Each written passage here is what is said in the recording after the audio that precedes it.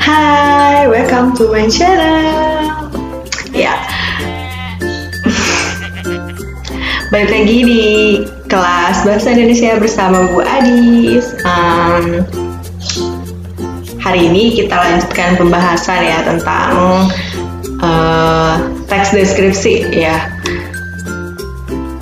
Pada pembahasan sebelumnya kita sudah membahas tentang apa pengertian dari teks deskripsi, apa ciri isinya, kayak gitu. Nah, untuk memulai pembahasan kali ini, Ibu minta kalian siapkan pulpen dan buku tulis ya. Buku tulisnya itu harus khusus untuk pelajaran bahasa Indonesia aja, jangan dicampur-campur ya. Gitu. Terus juga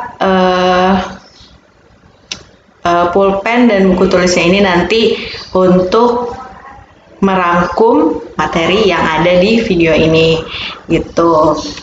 Oke, kita mulai aja pembahasan tentang teks deskripsi pada pertemuan kali ini.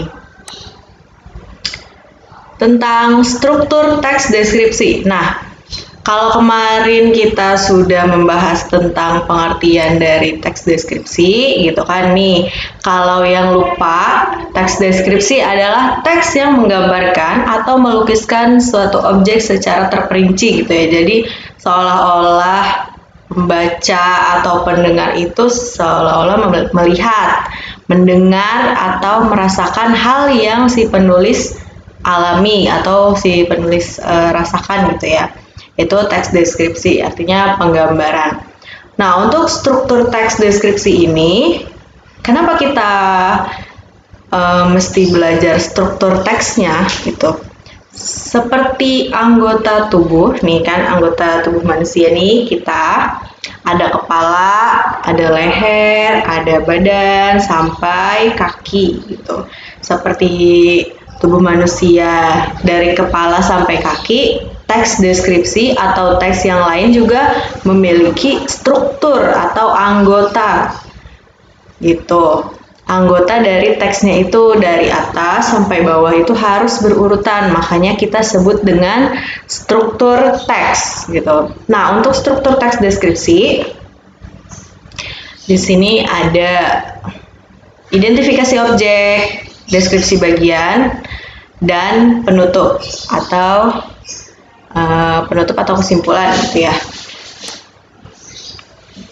Di identifikasi objek atau di paragraf awal itu berisi tentang penjelasan umum tentang si objek yang akan kita deskripsikan gitu ya. Misalnya nama objeknya apa? Kemarin di contoh teksnya itu ada si Bagas kucingku kayak gitu. Sebutkan nama objeknya kayak gitu. Kalau itu kamu mau mendeskripsikan orang atau benda gitu ya. Atau lokasi. Kamu mau mendeskripsikan pantai Parangtritis. Lokasinya juga harus disebutkan, ada di kecamatan atau di kabupaten mana atau di desa mana, letaknya gitu ya. Kalau lokasi itu letaknya. Atau sejarah lahirnya, itu juga bisa diceritakan di bagian identifikasi objek. Itu identifikasi objek itu maksudnya penjelasan umumnya saja gitu. Nah, selanjutnya ada deskripsi bagian. Di deskripsi bagian ini berisi perincian bagian objek tetapi diperinci berdasarkan tanggapan subjektif penulis. Perincian dapat berisi apa yang dilihat, bagian-bagian komposisi warna, seperti apa objek yang dilihat menurut kesan penulis. Nah, perincian juga dapat berisi perincian apa yang didengar, seperti mendengar suara apa saja, seperti apa suara-suara itu. Jadi kayak suara si Bagas kucingku itu tadi, seperti apa suaranya, bunyinya mengeongkah atau miau gitu ya. Itu diungkapkan di bagian deskripsi bagian gitu. di deskripsi bagian ini adalah hal yang paling penting di dalam teksnya. Artinya seluruh penggambaran secara terperinci ini ada di bagian deskripsi tentang si objek. Jadi pendeskripsian secara terperinci dari awal sampai akhir tentang objek yang kalian bahas itu ada di bagian ini. Makanya di deskripsi bagian itu agak panjang gitu ya pembahasannya, karena kalian memerincikan secara terperinci objek yang akan kalian deskripsikan. Nah, di bagian terakhir itu ada tentang di bagian terakhir tuh ya kan diawali dengan penjelasan umum, lalu diakhiri dengan penutup. Penutup itu berisi kesimpulan atau kesan menarik dari si penulis untuk mengakhiri paragraf yang kalian bikin, yang kalian buat gitu. Itu ya kalau penutup tuh kesimpulan. Makanya kalau kita mengawali sebuah teks harus selalu diakhiri dengan kesimpulan atau kesan menarik, penutup lah ibaratnya gitu. Nah, untuk lebih jelasnya kita lihat di contoh teks ini tentang pesona pantai Senggigi. Nah, di bagian biru kalian bisa lihat di bagian yang ibu blok warna biru ini, Pantai Senggigi merupakan salah satu wisata andalan di Nusa Tenggara Barat. Nah, di kalimat pertama ini kan ada namanya, lalu di Nusa Tenggara Barat itu lokasinya, itu kan merupakan penggambaran umum. Tuh, Pantai Senggigi sangat indah, itu juga masih penggambaran umum ya. Pantai Senggigi terletak di Kecamatan Batu Layar, Kabupaten Lombok Barat, Provinsi Nusa Tenggara Barat. Pantai Senggigi merupakan pantai dengan garis pantai terpanjang, pemandangan bawah laut Senggigi juga menakjubkan. Pura Bolong menjadi pelengkap wisata di Pantai Senggigi. Nah, di bagian ini namanya yang tadi pertama apa? Bukan deskripsi bagian, identifikasi objek. Identifikasi atau penggambaran umum tentang si objek itu ada di bagian yang ibu warnain biru ini. Nah, gitu.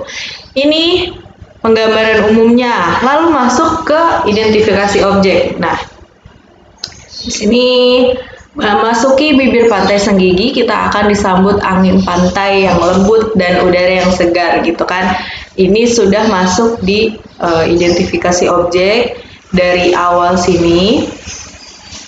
Dari awal nih, dari yang paragraf 2 sampai ke bagian sini. Nah, di sini makanya tadi Ibu bilang di identifikasi, di deskripsi bagian ini agak panjang karena inilah inti dari si penggambaran objek yang kalian deskripsikan gitu. Makanya dari awal sampai ke akhir sini itu merupakan penggambaran tentang si objeknya. Lalu yang terakhir, wisata Pantai Senggigi yang ibu blok warna kuning ini. Wisata Pantai Senggigi menawarkan sejuta keindahan dan kenyamanan. Sungguh pemandangan yang menakjubkan ya, ditutup dengan kesan menarik dari si penulis gitu. Ya. Dari awal teksnya, nih ibaratnya judulnya ini kita sebut dengan apa ya? Kepala. Otak ya, maksudnya ini kepala nih, ini kepala si pesona Pantai Senggigi ini kita sebut dengan kepala kalau kita ibaratkan ya, seperti anggota tubuh kita. Judul itu adalah kepala. Nah, di penggambaran umum ini isi dari si kepalanya gitu. Lalu memasuki bibir pantai atau identifikasi objek itu kita ibaratkan dengan anggota tubuh kita, badan. Nah, terakhir penutup kita sebut dengan kaki gitu. Makanya itulah yang disebut dengan struktur atau bagian dari teksnya gitu ya. Semoga penjelasan ini dapat membantu kalian untuk memahami tentang deskripsi, tentang struktur teks deskripsi. Untuk penjelasan berikutnya tentang kaidah kebahasaan teks deskripsi, ini di sini ada kalimat perincian, kalimat panca indera, kalimat serapan panca indera gitu.